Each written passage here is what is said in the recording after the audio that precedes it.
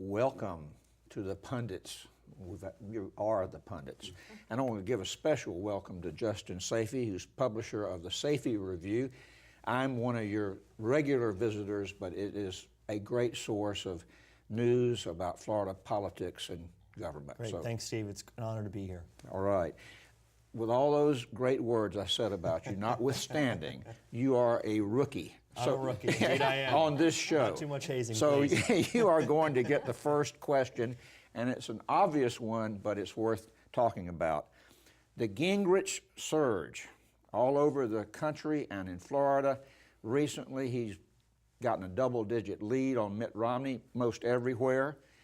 All the others have fallen behind, except maybe Ron Paul in a couple of polls. What's behind the surge in Florida, and will it last? Well, I think one thing that's behind the surge is Newt Gingrich's debate performances have been consistently very strong, number one. Number two, Herman Cain dropping out of the race, I think, is another part of it. I think Gingrich is picking up some of those supporters. I think the other part of it is Gingrich's idea of debating the president. I really think that this idea that he wants to have Lincoln-Douglas debates is appealing a lot to the Republican base that want to see someone who's going to stand toe-to-toe with President Obama and really take it to him. And I think that's one thing that a lot of Republicans see in Newt Gingrich, and I think that's part of what's behind his surge. They like his anger? Well, I think they like his intensity. One example that I remember very clearly during one of the debates was one of the moderators asked the participants in the debate, the candidates, is President Obama a socialist? And many of the candidates didn't answer directly, but Newt Gingrich said, well, of course he is. And the crowd ate it up.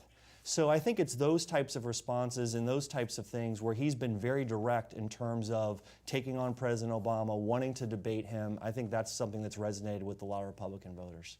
Sally, will the surge last? Yeah, conventional wisdom is that it won't, and that Gingrich himself will be responsible for his own downfall. For some of the, he's an excellent orator, he's a great talker, but he is essentially running his own campaign now. He's just beginning to rebuild his campaign team.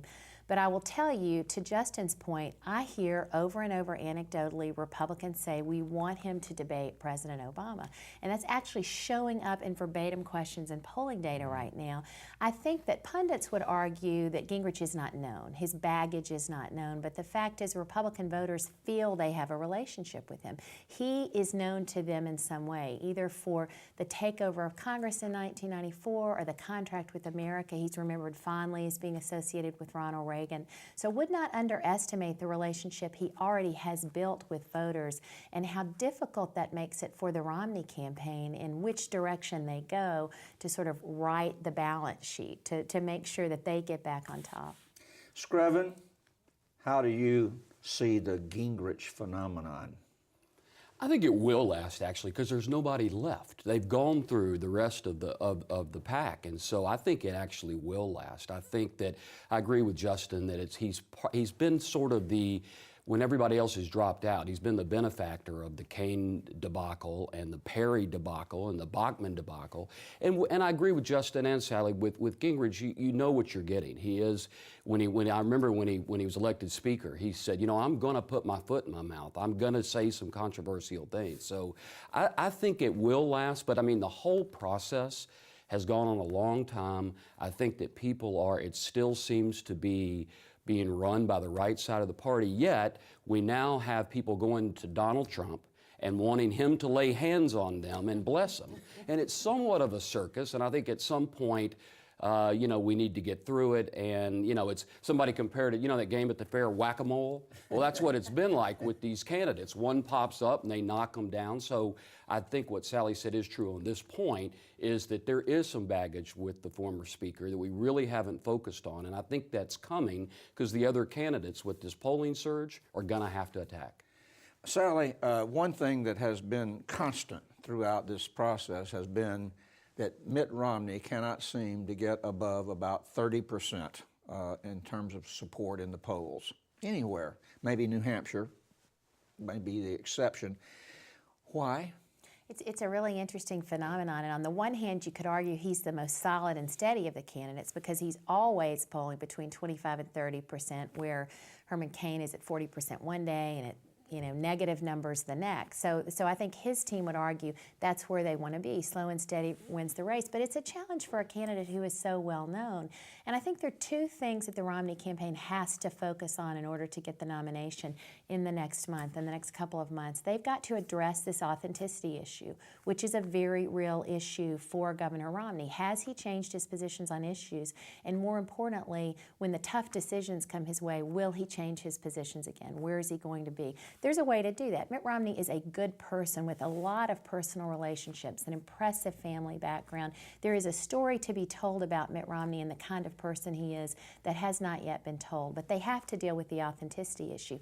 And they have to deal with the rise of Newt Gingrich. And as Screven said, the only way you deal with that is to point out the flaws of the other candidate. So I think we are in for a wild January in terms of the messaging we're going to see out of these campaigns, particularly the Romney campaign, which has to address both of these things. If I could add, part of the problem Romney has, they just don't, there's a part of the Republican primary electorate, they just don't trust him, whether it's his health care plan that he passed when he was governor or any other. He's flip-flopped on some issues. There's just a lack of a trust factor among some of the people in his primary, and I don't know how he gets that back. I don't know, because as I said earlier, they've gone through everybody. They just will. He does run consistently second or third, but how does he get these people back to trusting that I am the Republican that you can be your nominee? Well, and he hadn't done that yet. Yeah, he has to tell the real Mitt Romney story. He has to talk about the skills he has used to lead corporations,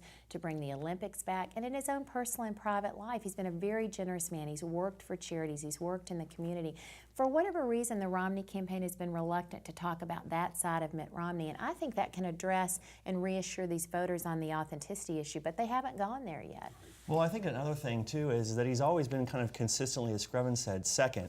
And there is a danger to being the #1 front runner. As we've seen, the mole that sticks its head up gets whacked on the head.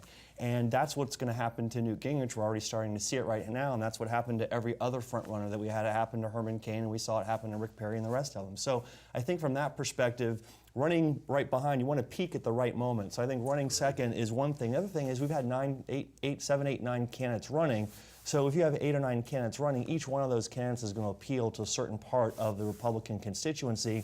I'd argue it would be very difficult for any candidate to get a significant percentage with that. But I think another thing for Governor Romney is he's run a very, I don't know if I would use the word moderate, but he hasn't appeared on Fox News, for instance, a lot, which many other candidates have. Gingrich has a lot. And he hasn't really designated his appeals towards the right wing of the Republican Party.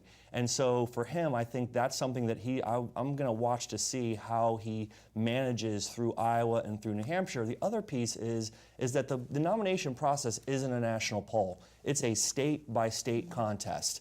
And these polls are going to change after Iowa, after New Hampshire, after South Carolina, and after Florida. We're going to see a lot of dynamism in the polls depending on who wins those states. Justin, speaking of polls, you had a poll on the Safety Review.